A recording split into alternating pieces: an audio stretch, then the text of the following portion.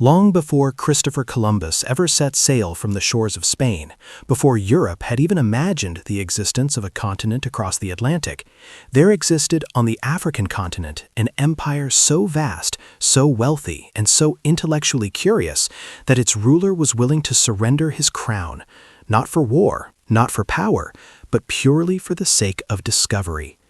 The Mali Empire, at its height, covered almost the entirety of West Africa, and its ruler was arguably the most powerful man on earth. Historic mysteries. This is the story of Mansa Abubakar II, or, as some historians call him, Mansa Muhammad ibn Ku, a king who dared to ask a question that no one else in the medieval world had the audacity or the resources to answer. What lies on the other side of the Atlantic Ocean? Around 1311 or 1312, nearly 180 years before Columbus, this African emperor launched what may have been the greatest maritime expedition in human history, setting sail across the Atlantic with a fleet of thousands of ships and never returning to his throne. Face-to-face Africa.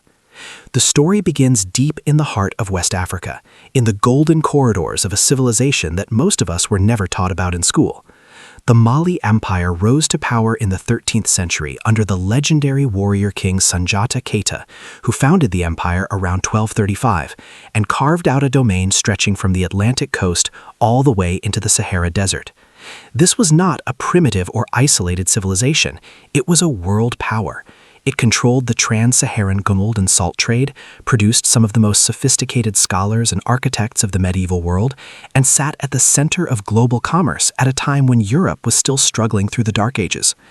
The Mali Empire's wealth was almost incomprehensible, a fact made legendary by Mansa Musa's famous pilgrimage to Mecca in 1324, during which he distributed so much gold across Egypt and Arabia that he single-handedly crashed the regional economy for over a decade. Explorer's Web.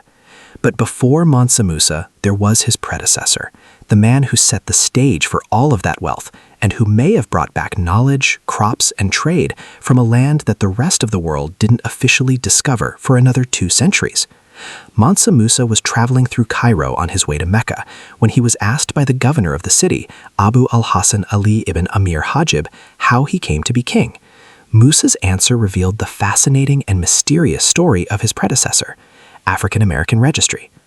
According to the account later recorded by the Arab scholar Al-Umari, Musa described a predecessor who was absolutely convinced that it was possible to discover the furthest limit of the Atlantic Ocean and who was determined to find it, African American Registry. This predecessor, whether we call him Abu Bakr II or Muhammad ibn Ku, was not acting on a whim. He had observed the Niger River, the great waterway that flowed through the heart of Mali and connected the empire from its inland goldfields to the Atlantic coast. And he reasoned, if the Niger River has 2 banks, then surely the Atlantic Ocean must also have another shore, face-to-face Africa. It was a deceptively simple piece of geographic logic, but it was also profoundly bold, because at the time, the general conception in much of the world was that the end of the Atlantic Ocean was the end of the world itself, the African history. While European minds were paralyzed by that fear, this African emperor was already drawing up shipbuilding plans. He called upon the engineers of Lake Chad, who were renowned for building ships in the tradition of their Egyptian ancestors, and he studied every vessel that sailed the rivers Joliba and Senegal in order to design the best possible ocean-going fleet, face-to-face Africa. He hired a massive and diverse crew, sailors, builders, artists, learned men, warriors, and traders, and supplied them with enough provisions to last 2 years at sea, historic mysteries. His first expedition sent out 200 ships. Only one returned. The lone surviving captain reported something extraordinary. The fleet had encountered a sort of river in the middle of the sea, a powerful current that swallowed the ships whole, face-to-face Africa. Historians today believe this was likely the Canary Current, a powerful Atlantic Ocean current that flows southward along the African coast and then sweeps westward toward the Americas. Far from being discouraged, the Mansa of Mali heard this report and saw not catastrophe, but confirmation. If there was a current that powerful flowing westward, it almost certainly led somewhere. And so he did something almost unthinkable for a monarch of his stature. He abdicated his throne, handed power over to his brother Kanku Musa, who would go on to become the legendary Mansa Musa, and personally led a second, far larger expedition, historic mysteries. This second fleet consisted of 1,000 ships carrying the finest men he could find: doctors, sorcerers, navigators, scholars, and another 1,000 ships loaded with supplies, food, water, fruit, and medicines, enough to sustain the entire expedition for 2 years. Africa Rebirth. 2,000 vessels. Think about that for a moment. Columbus, by comparison, crossed the Atlantic with 3 ships. The Mansa of Mali crossed with 2,000. He sailed west from the coast of present-day Senegambia, caught the Canary Current, and disappeared into the horizon. He was never heard from again, at least not in the historical record of Mali. But what happened next is where the story becomes truly extraordinary, because scattered across 2 continents there are fragments of evidence that suggest this voyage did not end in silence. In Columbus's own journal, he recorded that Native Americans of Hispaniola told him that black-skinned people had come from the southeast in boats, trading in gold-tipped spears. The natives described these spearheads using the word guanin, a term that closely mirrors the word for gold in Mandinka, the language of the Mali Empire. Indonesia Web. Chemical analysis of the spearheads found that the gold almost certainly originated in West Africa. Indonesia Web.